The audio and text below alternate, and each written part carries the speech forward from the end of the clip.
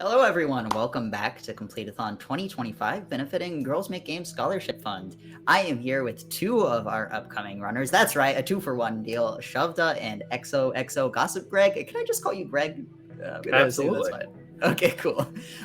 They will be racing Masterpiece, a Super Mario World Kaizo hack later on today. I'm super excited for it. I hope you are both feeling well excited for your run. Oh, absolutely. I am so excited. I am Awesome. also feeling pretty excited. Always glad to hear it. A nice little rivalry for us. Now, I'm not much of a Mario person going into this interview, I do have to admit. So I'm kind of curious from both of your perspectives, what makes Kaizo hack so fun to speedrun? And maybe for those who don't know what that big fancy word is, what is a Kaizo hack? A Kaizo hack is a using the base of Super Mario World in this particular case, or whatever game it may be. It is a rearranging of the game to make a new experience out of it.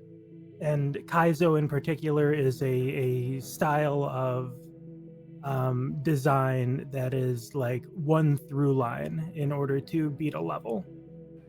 Yeah, and in terms of what makes running or doing a speed run of like a Super Mario World Kaizo game, I think it kind of differs from person to person. For me personally, it's a good way to challenge yourself and to really strive to achieve like perfect play at an already very hard thing. So, one way we can do that is sometimes playing harder Kaizo games that have, harder, tighter, single intended strategies to beat the levels. The other way is to up the ante and do a speed run where you're doing something maybe at an easier difficulty, but you're trying to do, the whole game as close to deathless as possible. Yeah, that makes a lot of sense. I think that kind of difficulty lends itself well to speedrunning, I would say. Kind of on that note, actually, I do have a curiosity question, mostly for me, I think. You're both talking about this kind of precision that Kaizo requires, playing perfectly, if you will. So I'm kind of curious, there's still room for that kind of self-expression, those skips, those big glitches, those tricks in these Kaizo hacks, or is it more so that one through line where as long as you play Deathless, you can still get a good time? It depends on the hack and how competitive it is. With Masterpiece in particular, I know there are some skips that Greg is going to go for that I don't do, and I'm sure there are maybe one or two things that I'm going to go for that they don't do.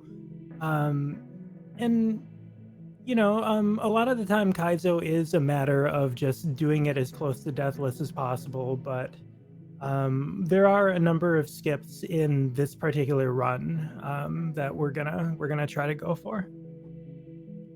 Yeah, I love to hear that. That's so interesting. Greg, did you want to add on to that?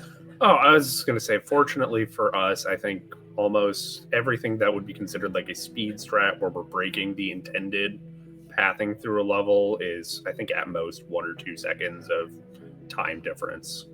And so, hitting every single one of those throughout the run is still only going to save as much time as you would lose if you died like once.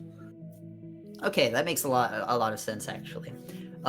So on the note of the hack you're both racing, Masterpiece 8,005%. I have a more nuanced question, maybe about Kaizo's as a whole.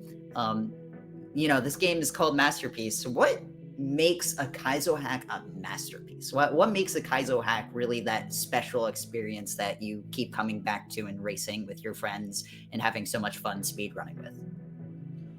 Well, believe it or not, I have an essay I just had published on Wait, that's so cool. Hold on. You had an essay on published?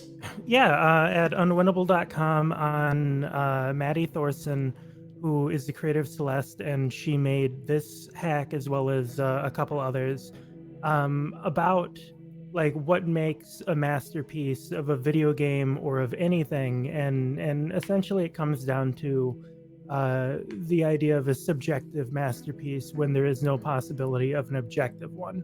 which is to say, what makes a masterpiece, I think, in this instance, is just the fact that we have so much joy from playing it over and over again as fast as possible.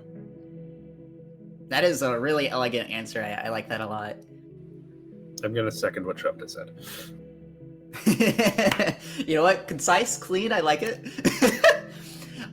So of course, Completithon 2025 is benefiting Girls Make Games Scholarship Fund, and I think Kaizo really plays in fan games and hacks and as a whole really play into that mindset of you just got to make something.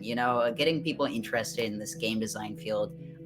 Very boots on the ground type deal. So I'm kind of curious from a community standpoint, what kind of tools are created to use these hacks? And of course, where can our viewers at home and any interested game devs may be watching get involved in both creating and playing these ROM hacks? The hub for pretty much anything, if you're interested in Super Mario World ROM hacking or the community, the best place to get started is at smwcentral.net, I believe. Is that the right website, Yep. Shovda? And the main tool people are using for building these games is called Lunar Magic, which was a piece of software put out by a creator named Fusoya back in like the early 2000s sometime. I know very little about it. Shovda has made 8+ ROM hacks herself at this point.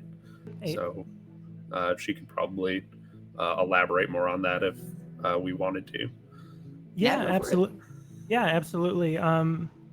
There's as Greg mentioned, there's Lunar Magic, and it is a tool that Fusoya made in, I believe, 2001. You actually don't need very much or any like coding knowledge or anything like that. You can use a variety of other tools, but there's a lot of tutorials and things like that on smwcentral.net. And ultimately, there's just a lot of assets that other people have made that you can very easily import into whatever you're trying to create. Yeah, that's awesome. You know what? I'm actually very happy to learn that Shovda has made hacks. Really, putting the charity to their name, right? That's super exciting. Well, I'm very excited for your race of this Kaizo hack coming up.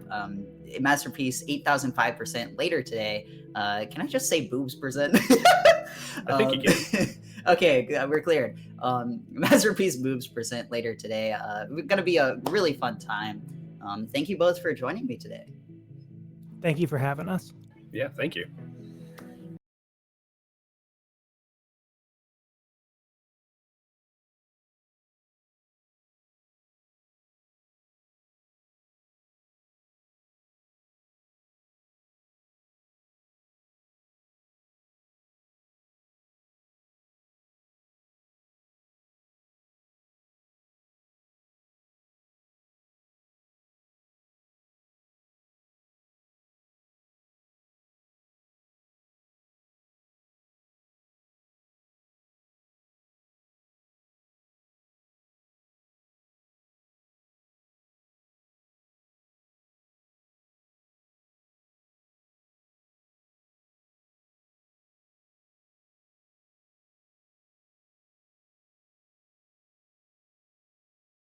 Hey, everybody. That was a really good interview with both Shovda and Greg, who will both be doing the masterpiece run that is going to be coming up in just a little bit. But we've still got a handful of runs left to close out day 2 of Completithon. We've got what do we got? Sorry. We've got a handful of runs you can kind of see on your screen right now.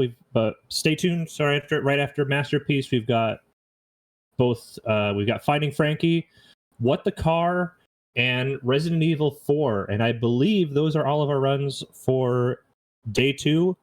However, there are 3 entire days of Completithon after this. So definitely check out the schedule and plan your weekend accordingly.